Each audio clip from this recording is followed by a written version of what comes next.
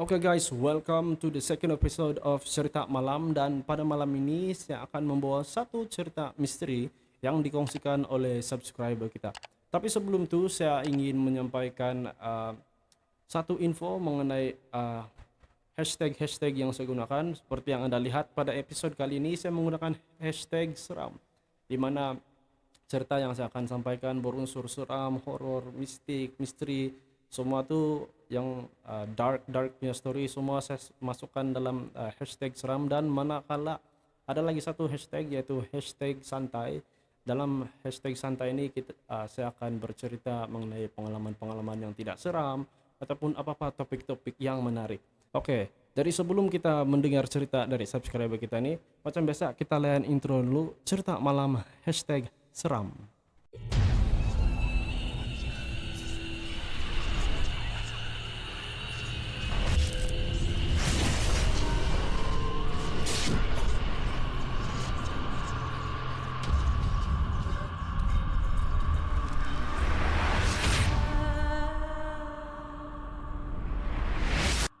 Oke, jadi cerita yang saya akan sampaikan pada hari ini adalah cerita dari subscriber yang saya bagi nama Alif, dan si Alif ini berasal dari Lahadatu, Sabah. Oke, jadi tanpa membuang masa, mari kita baca DP cerita. Kisah ini si Alif alami sewaktu dia masih lagi merupakan seorang pelajar di sebuah universiti di Semenanjung, Malaysia. Jadi dia tuliskan di sini ada hari pertama MHS yang saya dibagi tahu ini adalah minggu haluan siswa.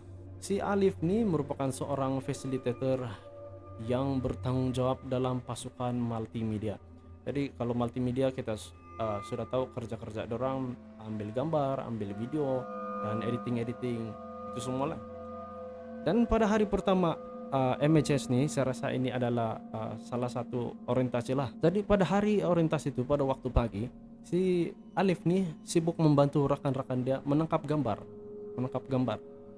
untuk hari pertama acara lah. Jadi sambil bekerja tuh si Alif nih pun dia meletakkan bag dia yang berisi dompet dan buku nota di ruang rehat Dewan Chancellor. Oke, kalau Dewan Chancellor kita sudah tahu, Dewan Graduation, dewan itu besar dan sangat jarang digunakan lah. Dia hanya digunakan apabila ada event-event terbesar. Oke. Dengan kesibukan yang melanda, dia tidak sadar. Jadi si Alif ni tidak sadar bahwa dia punya dompet dan buku nota dia tuh hilang. Terpukau dengan kesibukan pada waktu pagi, apabila dia selesai dengan tugas dia pada waktu hari, si Alif ni pun pergilah ke ruang rehat tu untuk mengambil dia punya bag. Dan dia dikejutkan apabila mendapati dompet dan buku nota dia hilang. Jadi perasaan cemas mulai melanda diri dia ini, bimbang dengan situasi itu. Dia pun bagi tahu lah case ini. Dia pun bagi tahu keadaan ini, situasi ini ke flow manager tim multimedia yang kita bagi nama di sini Flora. Dan si Flora ini pun turut merasa risau lah, dan dia coba untuk menenangkan si Alif ni dengan mengatakan, dia bilang, oh mungkin ada orang tak ambil kah, tidak sengaja tak ambil.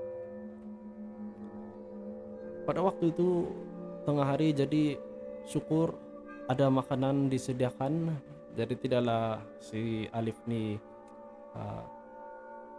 terlampau panik mau cari duit untuk membeli makanan.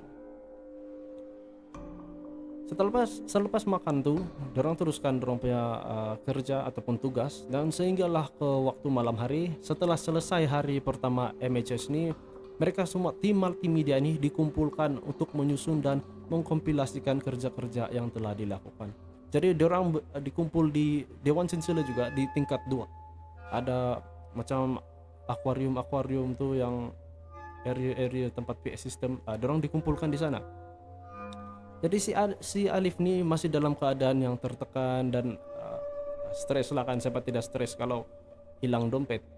Dia dalam keadaan yang tertekan, dia duduk di salah satu sudut di Dewan Chancellor itu untuk dia kasih siap kerja dia lah. Dan tiba-tiba dia tersentak apabila dia mendapati dia punya dompet dan buku nota dia itu berada di sebelah tempat dia duduk. Perasaan si Alif ni pun dia bercampur baur antara pelik dan tidak masuk akal, sebab duit yang ada dalam dompet dia tuh berjumlah sekitar 150 masih ada di sana dan tidak diambil. Dan kalaupun dompet itu dicuri, kenapa itu duit langsung tidak disentuh? Dan yang lebih pelik lagi, kenapa buku nota dia tuh yang tidak berharga turut hilang bersama DP dompet? Si Alif ini pun bagi tahulah si Flora nih mengenai penemuan itu dompet dan buku nota dia. Si Flora pada mulanya agak skeptikal juga, sebab mendengar keadaan yang tidak masuk akal tuh. Malam itu berakhir dengan perasaan yang tidak tentram di kalangan mereka berdua, bagaikan ada sesuatu yang misteri dan tidak diingini sedang mengintai dari bayang-bayang Dewan Chancellor. Dari itu saja cerita kita pada malam ini. Terima kasih Alif karena sudi mengungsikan cerita Anda, dan saya harap agar kita semua terhibur dengan cerita si Alif dan kita dapat sedikit sebanyak pengajaran dari cerita ini. Oke, jadi bagi kamu yang baru nampak nih channel, jangan lupa minta tolong like, share, dan juga subscribe nih channel untuk memberikan saya semangat kasih cerita kamu. Oke, jadi itu saja yang saya dapat sampaikan hari ini, dan saya harap kita semua sentiasa berada dalam keadaan yang oke saja, santai-santai, mantap-mantap saja semua, dan kita berjumpa lagi di episode yang akan datang di channel Cerita Malam.